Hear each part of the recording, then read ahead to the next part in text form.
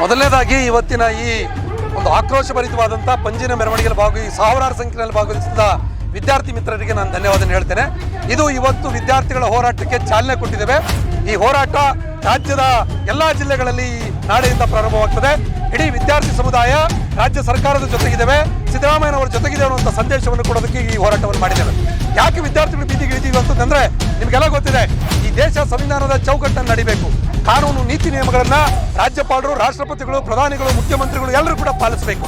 ಆದರೆ ಇವತ್ತು ಮಾನ್ಯ ರಾಜ್ಯಪಾಲರು ರಾಜಭವನ ಇಡೀ ಕಾನೂನನ್ನ, ಸಂವಿಧಾನವನ್ನ ಗಾಳಿಗೆ ತೂರಿದೆ. ಕಾನೂನಿನ ಪ್ರಕ್ರಿಯೆಗಳ ವಿರುದ್ಧವಾಗಿ ಮಾನ್ಯ ಸಿದ್ದರಾಮಯ್ಯನವರನ್ನ ಪ್ರಾಸಿಕ್ಯೂಷನ್ಗೆ ಕೊಟ್ಟಿದೆ. ಆ ಮುಖಾಂತರ ಕಾನೂನಿಗೆ ಮಸಿಯನ್ನು ಬಳಿದಿದ್ದಾರೆ. ಹಾಗಾಗಿ ವಿದ್ಯಾರ್ಥಿ ಸಮುದಾಯ ಕಾನೂನನ್ನು ರಕ್ಷಣೆ ಮಾಡಬೇಕು, ಸಂವಿಧಾನವನ್ನು ರಕ್ಷಣೆ ಮಾಡಬೇಕಂತ ಹೇಳಿ ಇವತ್ತು ಬೀದಿಗಿಳಿದು ಪಂಜಿನ ಮೆರವಣಿಗೆ ಹೋರಾಟವನ್ನು ಪ್ರಾರಂಭ ಮಾಡಿದ್ದೀವಿ. ಈ ಹೋರಾಟ ಬೆಂಕಿಯನ್ನು ಇವತ್ತು ಸಾಂಕೇತಿಕವಾಗಿ ತೋರಿಸಿದ್ವಿ. ಇದು ರಾಜ್ಯದಲ್ಲಿ ಜ್ವಾಲೆ ಆಗ್ತದೆ.